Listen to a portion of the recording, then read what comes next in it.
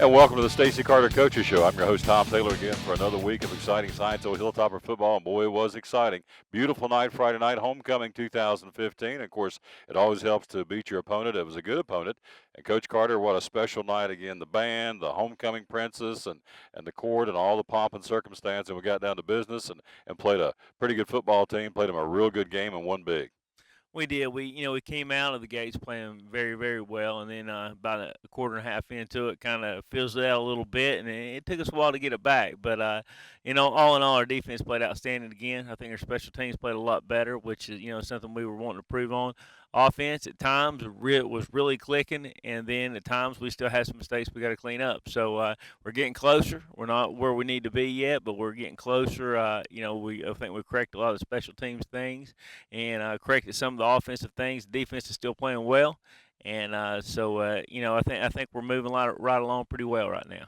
We have a brand new home, by the way. We are still up on YouTube, and when to find this show now, you go to TomTaylorSports.com. We've changed things out. We've got like a one-stop shop for everything we're doing on Tom Taylor Sports, all the coaches' shows and our football games and our daily sports shows. So from here on in, Wednesdays at noon, go to YouTube and type in TomTaylorSportsShow.com, and there will be, and you'll be able to go right to it and catch Coach's show. Show being brought to you by Champion Chevrolet, Blue Lizard Australian Sunscreen, also Chick-fil-A, Bracken Asphalt Maintenance, and also Center Street Wealth Management Group in Kingsport. Our buddies Greg Taylor and Tim Colvin, big Hilltopper fans. And Coach, before we go to the break, let's talk about this win and look at the conference standings. Again, here we are currently, in second place in the Big East Conference. 1-0 we are. Maryville's 1-0, but they're 4-0 and we're 3-0. But pretty good place to be right now at this point in the season, right there at the top of the pack in the Big East Conference. Well, if you're 3-0, it's a good place to be. And still, we know we got a lot of work to do, but at least we're 3-0 and not having a lot of work to do. And 0-3, it's a big difference. You want to win as you learn, and hopefully that's what we're doing. So you don't want to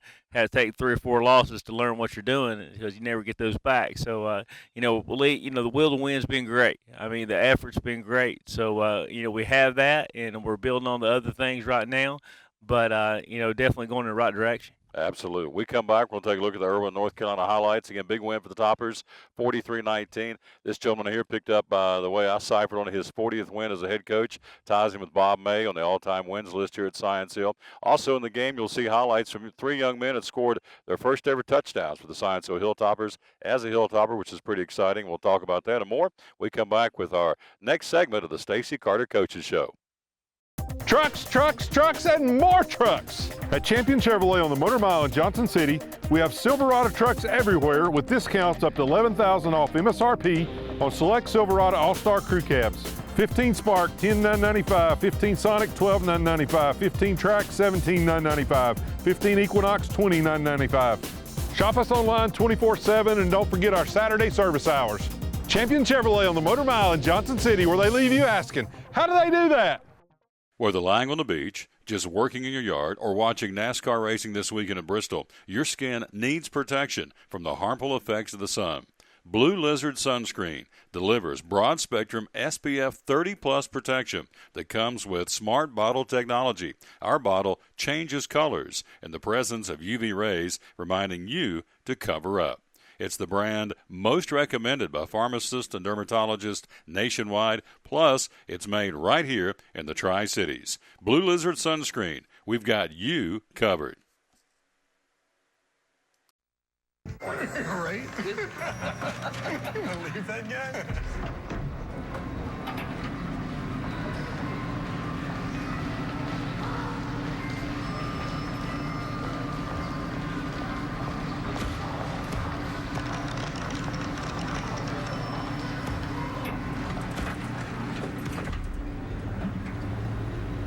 Get free coffee all February long.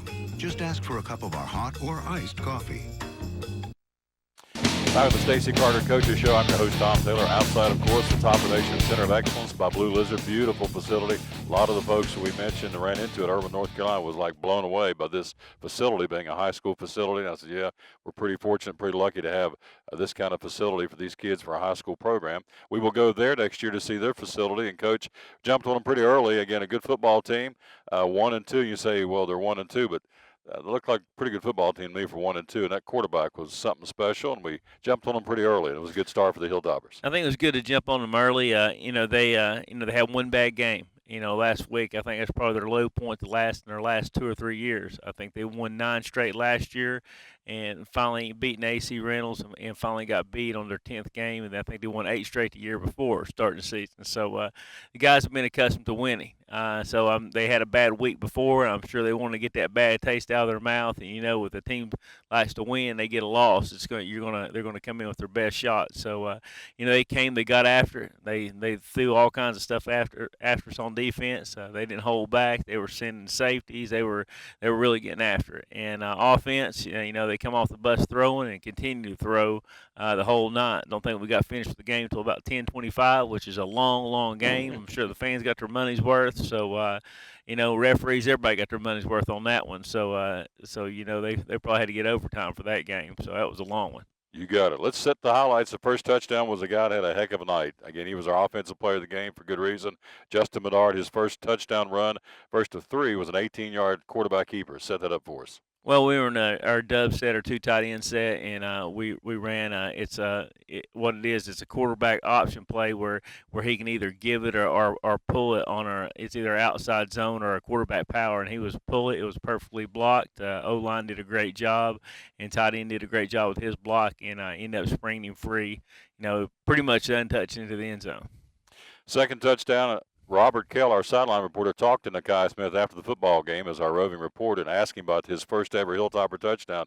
He was pretty jacked up even then. So big touchdown catch over the middle, 38-yard pass rather to our tight end, and it was a thing of beauty. Great throw, nice touch by Bedard, and Nakai took it in for the touchdown. It was a good-looking play for the Hilltoppers. No, we had had 2 tight ends in, had our twin receivers off to the left, and basically the play before we didn't see anybody on the Kai. We thought they were kind of they said they were sending a whole lot of people and able to do play action, and they bid on it, and he was open free, and Justin did a great job getting the ball to him too, and a great catch and a great finish to the run. 14 points in the first quarter. We lead at 14-6 after 1. Then in the second quarter, we really cranked it up, put 22 on the board before halftime. Next up was another Bedard run, this time from 14 yards out. Set this play up for us. Well, we were in the red zone again. Things weren't going our way, which we've had some problems there. We sprinted to the left, and they had it covered pretty well. And Justin, he went and checked down his receivers and saw nobody was open. And he turned it up hard, and went to the end zone. And he's a low when he's coming at you, and was able to bull his way in the end zone. Thought the next touchdown run was a young man who's transferred from Dobbins Minute. We talked about him last week, waiting for him to kind of get his legs under him, and kind of a learning curve, switching schools, transferring schools. Got his first touchdown ever as a Hilltopper. King Russell from 4 yards out just kind of bulled his way in and just willed his way for a touchdown. Had a few good runs on that drive, King did, and he was able to finish it off for his first touchdown. He actually got another one later, and they didn't give it to him, so that was hit the pylon with the football. So he would have had 2 on the night, but he ended up having 1 touchdown. Glad to see him get on the board, and he's been a good player for us, and he's going to continue to get better. Absolutely. Now, final touchdown of the night from Bedard was a 7-yard quarterback keeper, and then I had a 2-point pass from Jalen Adams to Bryson Tolley. Set that touchdown and 2-point up for us. Well, the touchdown is, we shot ourselves in the foot again. We're there on, I think the 2-yard line, and I think we're trying to click some time down. Shouldn't have done that. We should have just run the play, and we ended up having a procedure penalty. So we backed it up. That way we're looking at 7 yards, 3rd and 7, other than 3rd and 2. Big difference when you're on the goal line. Called a bootleg pass, tried to catch him off guard. They covered it like a blanket. He booted out to the right, and again, Justin checked down the receiver. Nobody's open, and he made a 7-yard run and really went in the end zone hard. And actually got cut right there at the end, and kind of got a thigh bruise. So that was a little scary moment for everybody, but did a good job getting in the end zone and a good job finishing the run. Later in the game, of course, you pulled him out because the game was in hand, and you had a chance to let Wooten play some, and also Jalen Adams throw some back there. And I thought those kids stepped up and thought they ran the offense pretty effectively for Science Hill. They did good. I think we had 3 other quarterbacks play, and Jake Blankenship played too. Yep. So we had 4 guys play on the night, which was great. Go back to the, had a 2-point conversion after that, and was a bobbled snap. Looking on the film, it wasn't that bobbled. So we got to ask Jalen if he decided to do that on his own or not. So know.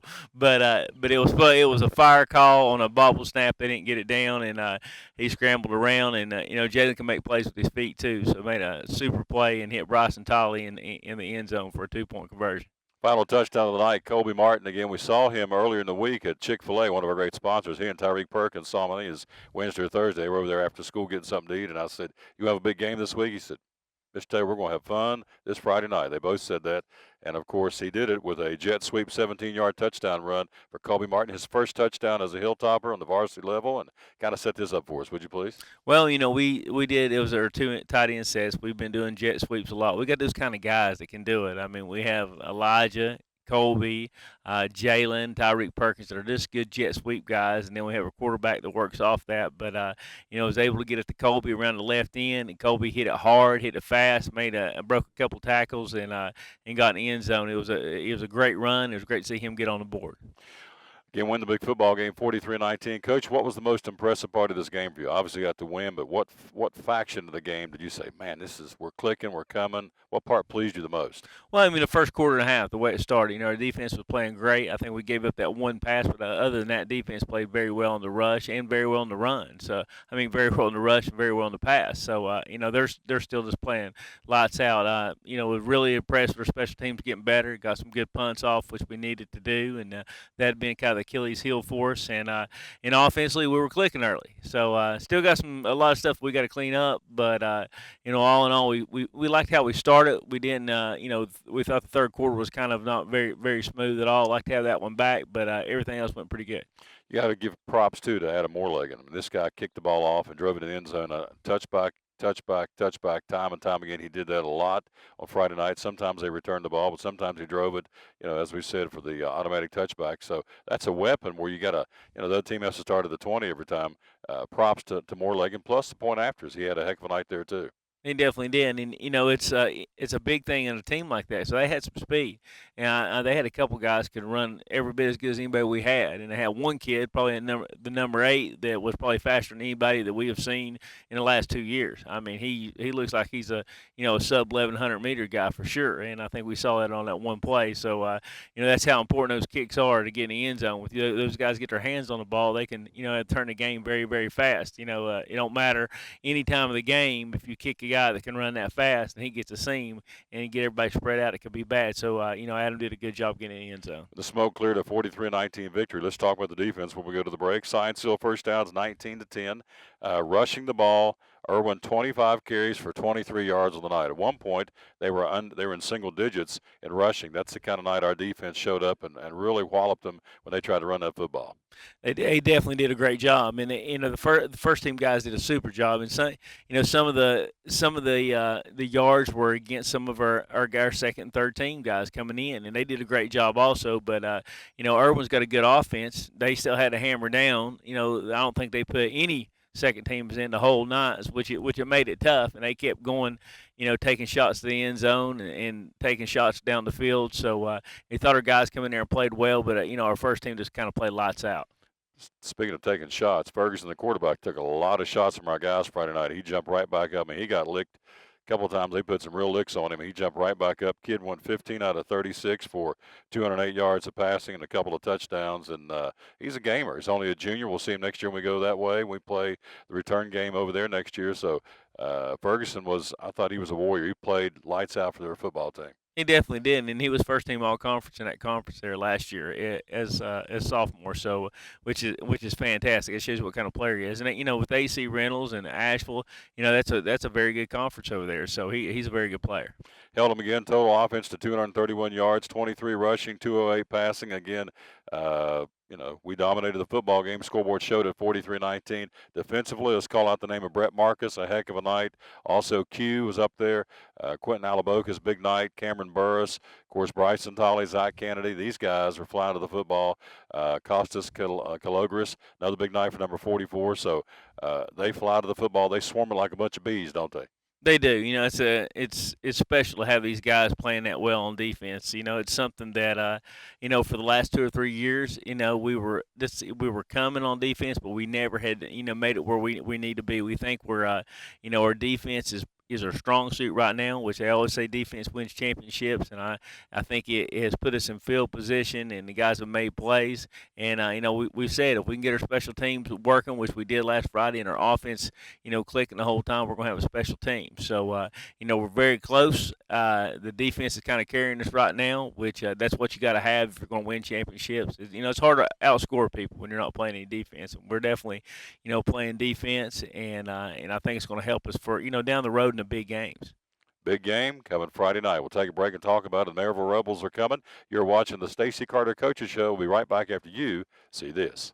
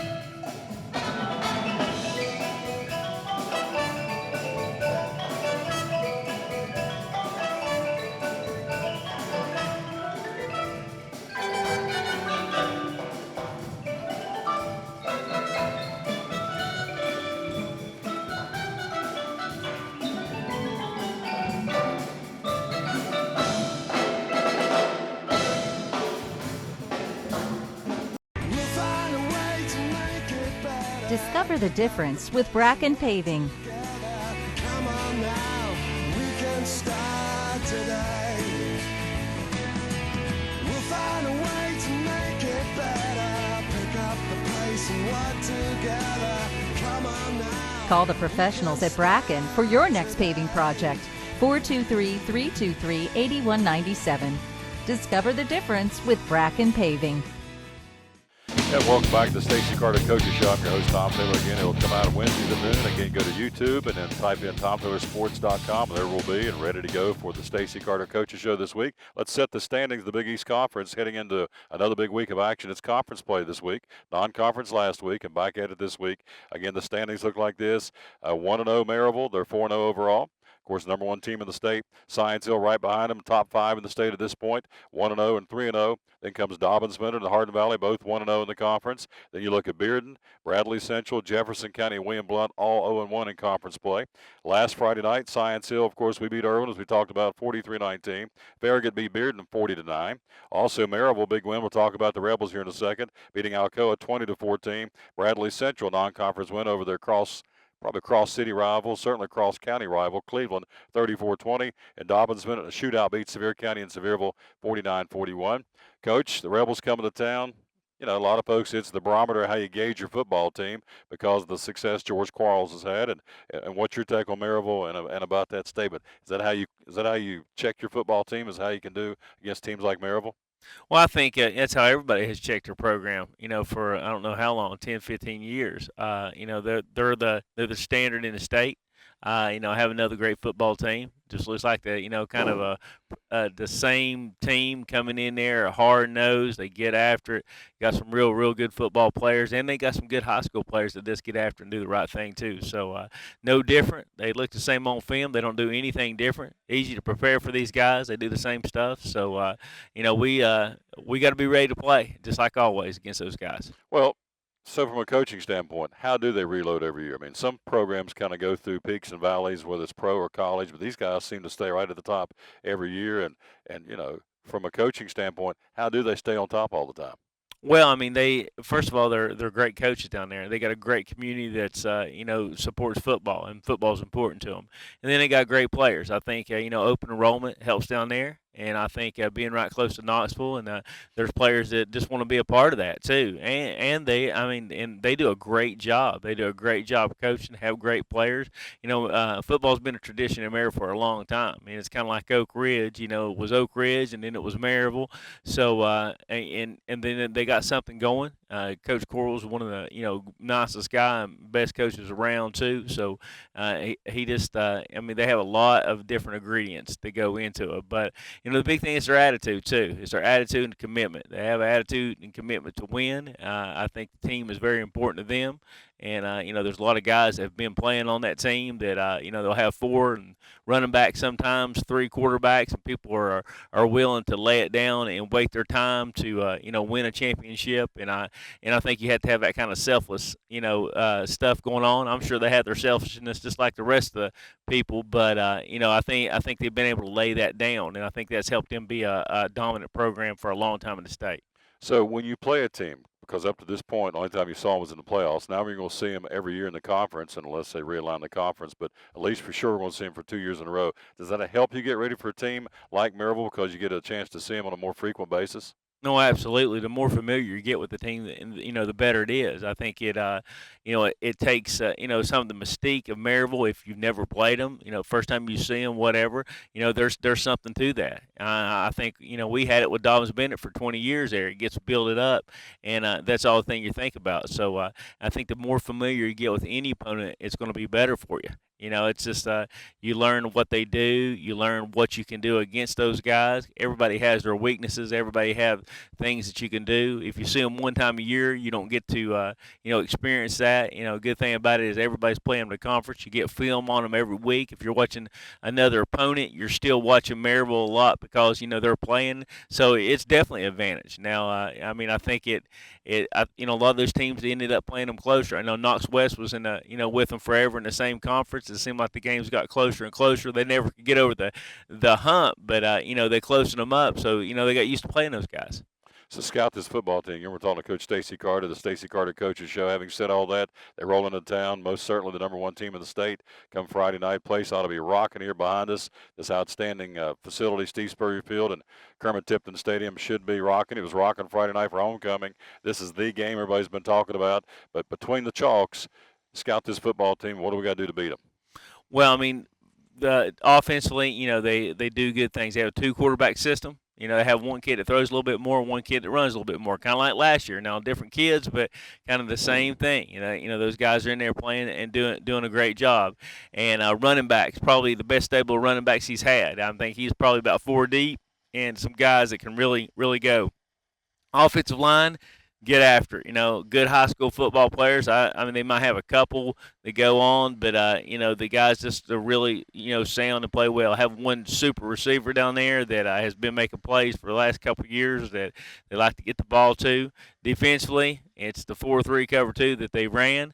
Probably got the best middle linebacker. One of with not the best player in the state. He should be. He's pretty darn close. He's a sophomore All-American, T.D. Blackman. You definitely got to know where that guy's on the field all the time, and you got to count him. You better get a hat on him, or he's going to make plays. I think watch the game on TV when they were playing Knox Fulton. Knox Fulton couldn't move it an inch. He got cramps the second half. Knox Fulton started moving it, so he means a lot to that defense too. So secondary, they're very aggressive. They play a zone type coverage, and they come up hard, and sometimes they let you catch a ball, but they want to make the licks when they catch it. So very sound football team like always. To beat them, I think first of all, you got to get off to a good start. I think that's a lot of times when we played them in the past and not have any success, you got off to a bad start. You get off to a bad start, but turnover here or whatever, you get behind, and then all that stuff starts creeping in that we talked about. So I think that's important for us in the player game, and just have a good game plan going into it and execute. And you got to be aggressive too. I don't think you can sit there and play passive and beat a great team like that. You got to take shots when it's appropriate and take some chances and get the ball down the field. Take the battle to them, right? Well, I mean, you definitely can't. If you come in there passive, it's not going to help you any. You got to be aggressive, and on defense, we got to control that stuff. They throw the ball, they get the big third down conversions. That's kind of how they've always been. If they get 3rd and 15, they usually pull something out. And lately, they've hit every pass when they do that. So hopefully they're off a little bit on that, and then I think what they'll do is try to run those running backs out, and we're going to have to stand up to that running game of Maryville. Our kids last year went down to the playoffs, and they got us pretty good down there. So I would assume the kids come back this year, obviously remember that and like to make it a different showing and show folks that, hey, the Hilltoppers are better than what we showed last year because they got us pretty good down there, didn't they? Well, they definitely did. It was a away game, and it's kind of the mystique and everything. Defense played good. I mean, you wouldn't know it by the score, but the defense played pretty well. And a lot of those guys are the same guys back. They had a lot of plays for losses, everything, but offense couldn't get going. So, you got to do better that side of the ball. And our defense, we think, is a whole lot better. One thing good on the offensive side of the ball for us, they've got good D linemen, but they don't have the defensive end that's playing at Stanford, and the other one's playing. I think he's playing mid-major ball. Two defensive linemen that can play. They still got good ones, but those two guys are gone, so I think that helps out too. So they had those two guys to worry about and T.D. Blackman last year, so and it makes it tough right there in the middle. Absolutely. Friday night over our shoulder here, this place will be rocking. It needs to be rocking. We need to have a 12th man Friday night.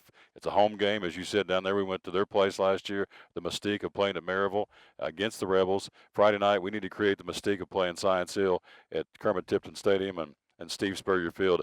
Need to have a 12th man in these stands Friday night, don't we? We definitely do. It's a great place for us to play. We've had a lot of success here, and we're looking forward to doing this and getting out there and get after those guys. I'm looking forward to being here with you Friday night, Chief. Can't wait. Can't wait. It's going to be fun. Go Toppers. Go Toppers. Love this guy.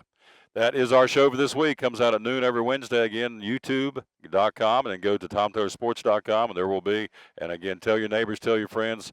We are all about promoting these kids and the student athletes at Science Hill High School with Coach Carter and certainly on this football team. So join us Friday night. We'll start our coverage at 7 o'clock on livestream.com. Type in Tom Taylor Sports, and we'll be there bringing the audio cast. And we appreciate all the kind response we've had so far in just our, third game.